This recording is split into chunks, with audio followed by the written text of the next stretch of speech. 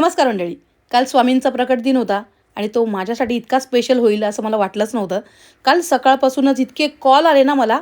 मला वाटलं की काय कोणाचं म्हणजे सतत कॉल ऑर्डरसाठी येत असतात आणि कोणाचे लाडू पोचलेत, नाही पोचलेत किंवा कोणाला चुकीची ऑर्डर गेली आहे याच्यासाठी कॉल असतात.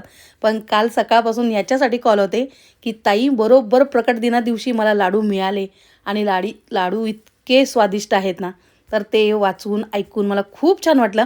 आणि मसालेसुद्धा त्यांना सुगंधावरूनच मसाले इतके आवडलेत. आपला कांदा लसूण मसाला आहेच तितका छान आणि खूप ताईंनी इतके सुंदर सुंदर रिव्ह्यू दिलेत ना. एका ताईने तर अक्षरशः व्हॉईस नोट पाठवली होती मला व्हॉईस ओव्हर. पण तो इतका मोठा आहे ना, तर मला तो लाँग व्हिडिओमध्ये टाकावं लागेल, की ती शॉर्टकटमध्ये सांगते. ती मला म्हणत होती, "तू इतके कष्ट करतेस ना, तर तुझ्यासाठी मी एक दिवशी जेवण करून त्याचा डब्बा तुझ्यासाठी घेऊन येणार आहे."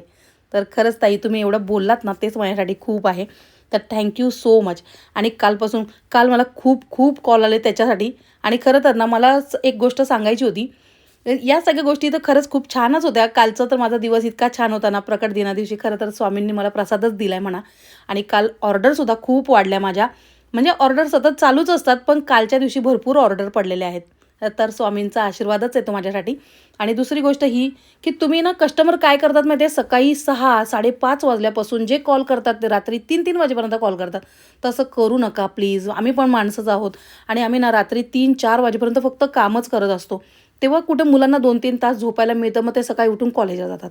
तर खरंच प्लीज असं करू नका. मी एक ऑफिसचा टाईमच ठेवणार आहे, की हा माझा टाईम आहे, त्याच वेळेमध्ये कॉल करा म्हणून. चला तर मग तुम्हाला सुद्धा हे लाडू मसाले मागवायचे असतील, तर वर स्क्रीनवर नंबर दिलेला आहे. त्याला फक्त WhatsApp मेसेज करा.